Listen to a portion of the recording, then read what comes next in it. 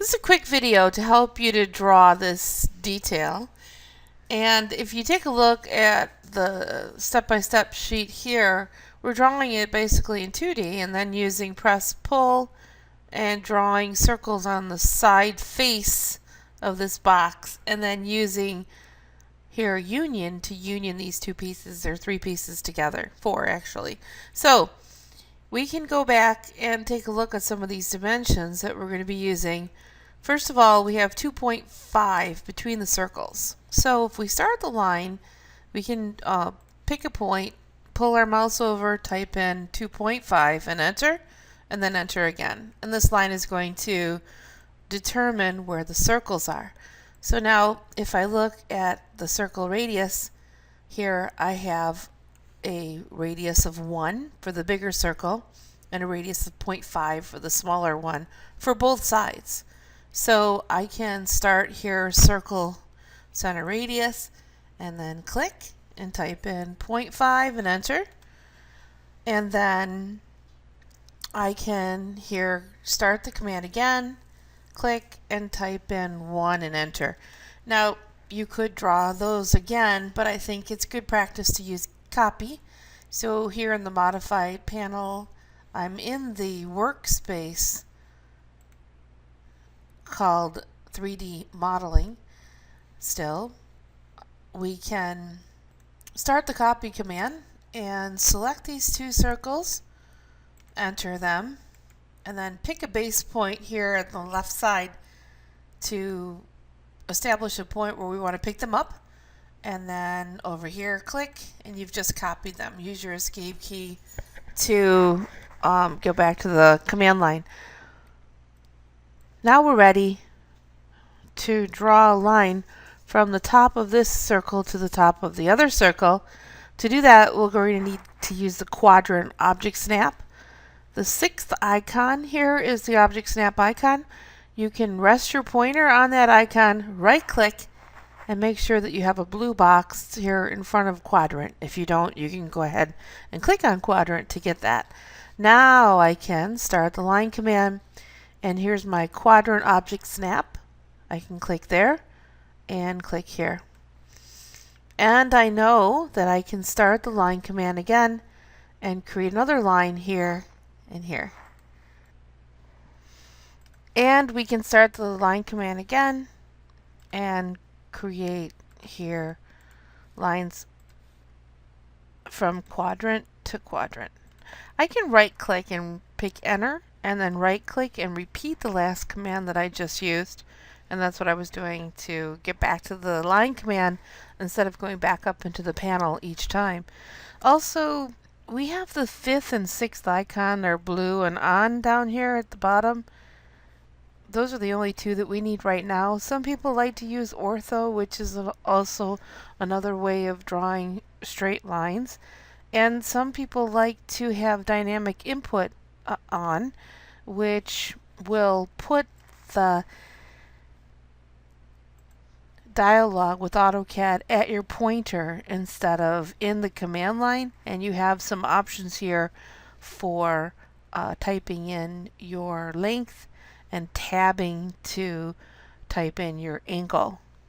So I'm going to go ahead and escape out of that and turn that off. So for this basic detail, we're using the fifth and sixth icon for now. Okay. We also need to draw a line from the midpoint of the center line down to the midpoint of this line so that we can offset it half of 1.25 to find this opening. It doesn't show here, but it does kind of line up with this circle edge, which is a radius of 0.625. That's a way of finding out that the radius, which is half of 1.25, is lining up with this opening. So we'll use the offset command right here in the bottom row of the modify panel. We can start the offset command, type in 0.625 and enter, and then select this line and pick to the right select this line again, the same one, and pick to the left. And now that kind of establishes the opening there. If you look at my step-by-step instructions, it's starting to look a little bit like what we need before we start to trim. There are several ways of working with this detail. In step 3, you'll see that there are a couple of lines here that represent an extension of this opening, so I'll just go ahead and click on this line and pick inside the blue grip, pull my mouse up and click so that I can extend or stretch these lines up to meet the back line right here. I'll use my escape key to get rid of those grips. So now I'm ready to trim. I can start the trim command and press enter, because when you start the trim command and press enter, everything becomes a cutting edge. So now I can just continue clicking until I get to a point of establishing here what I need in step 3 over there. Now, if I pick on this side of the arc, I'm just going to have an extra piece here. See, if I click on it, nothing happens because there's nothing crossing over it. There's nothing to trim back to that line. So I can actually click in space and pull your mouse across the whole line of objects. And continue clicking until you get as many of these objects trimmed out here, knowing that some of these are going to be extra objects that we'll need to erase. Now, I accidentally clicked on this one. You can type in U and enter to get that last one back. So I'll go ahead and click on this little piece here. Now I've got these extra pieces here. I can enter and use the erase command to erase whatever pieces you have left here to clean it up. I'll go to the southeast isometric view using this view cube, the bottom right corner of this box, and now I'm ready to use press pull. Okay, press pull is in the modeling tab. This is a small blue icon here. I'm going to go ahead and click on that. Let's see what the distance is. We have 0.5 as the height for this smaller piece, and then I'm going to use press pull to create a box that goes up to 1, which only goes half of this arc. So I'll go ahead and click on here. So put your pointer here in this closed shape until the boundary highlights, and then click inside of it. Pull your mouse up, type in 0.5 and enter, and do the same thing over here. Click, type in 0.5 and enter, and then this one here I'm going to click and pull my mouse up, type in 1 and enter. Use your escape key to get out of press pull. You can go to the view tab and change here your visual style from 2D wireframe to conceptual. Now I changed my background to white. Yours might be black with a white model, whatever you prefer. Earlier I had said you could right click and pick options to change your background. Under the display tab you can click on colors, and whatever space you're in then will go here as the default for context, and change your color here if you'd like to have a white background. I'll go ahead and cancel out of that. Okay, so now I want to draw on the face of this box so that I can draw my circle here at the midpoint. To do that, I'll need to have this icon at the bottom, blue or on. It's called Allow Disallow Dynamic UCS. It looks like kind of an L shape with a lightning bolt there. As long as that is on, I can start the circle center diameter. So you have to watch your diameter and radius One is diameter and one is radius. So here I'll start diameter. And then make sure that that front face is highlighted. You see how it's highlighted compared to now the top face? So highlight it first, then go to the midpoint here of the edge of this top line and click. And you'll see that the circle is now drawn on that face. You can type in 0.5 and enter. Now I'm going to pick up here radius. Circles on a radius, do the same thing. Highlight the front face first, then click here at the midpoint and type in 0.625. 0.625 should give me the exact same radius as the box, which represents this opening. Now I can use press pull to bring this shape back on top. So here I'll click on press pull.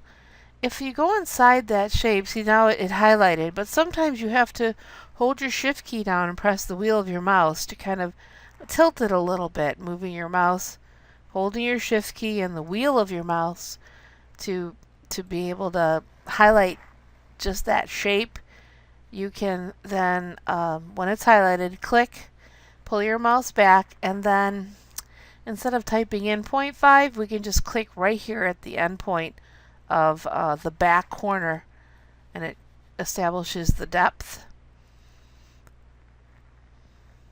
And now I'm still in press pull. I need to take out this small half circle so I can go inside of it and click, pull my mouse all the way back and click, and it takes out any solids that it intersects, and it creates solids here when it's not intersecting into another solid. So that's kind of cool because it helped us to create this piece. Now we do have unioning. At this point we do have here this extra circle that we need to erase.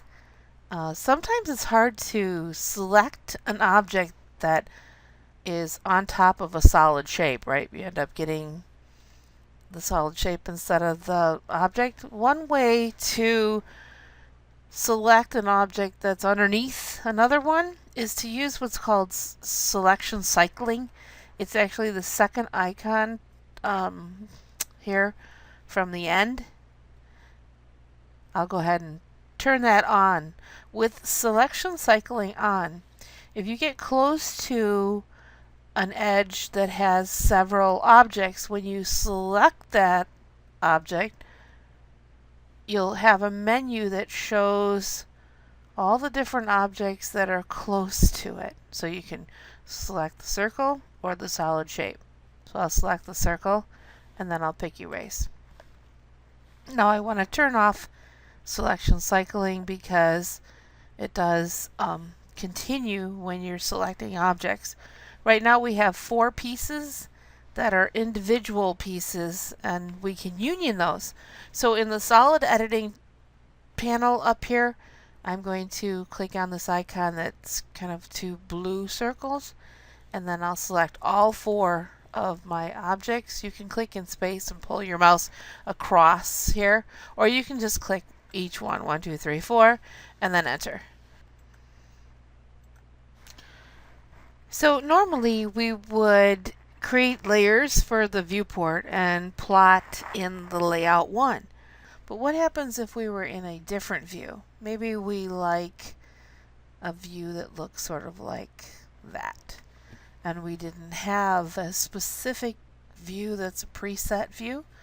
We could go to, and let's do this together, let's make this a part of our assignment. Go to the View tab and go to View Manager, and in View Manager we can click on New and then type in a name. Make it, My View, or Plotted View. Plotted View. Either way, go ahead and pick OK, and then pick OK. You just saved a view so that now when you go to coordinates, which are here already in the view tab. There's a whole coordinates panel here also. You can go to this drop down and pick view. In the bottom left corner of the coordinates panel, there's a drop down here. You can pick view as a tool. You've saved this specific view, and now it's here. Z is coming towards you. You can go to the annotate tab and use multi-line text here to place your title. I'm going to go ahead and click, pull my mouse across and click, and type in with the cap locks on whatever assignment this is for you. Could be a different number, and then your name. And then highlight this title and pick U for underline. Pick inside the CAD, inside the screen, and notice here that we placed our title, and now we can do a window plot.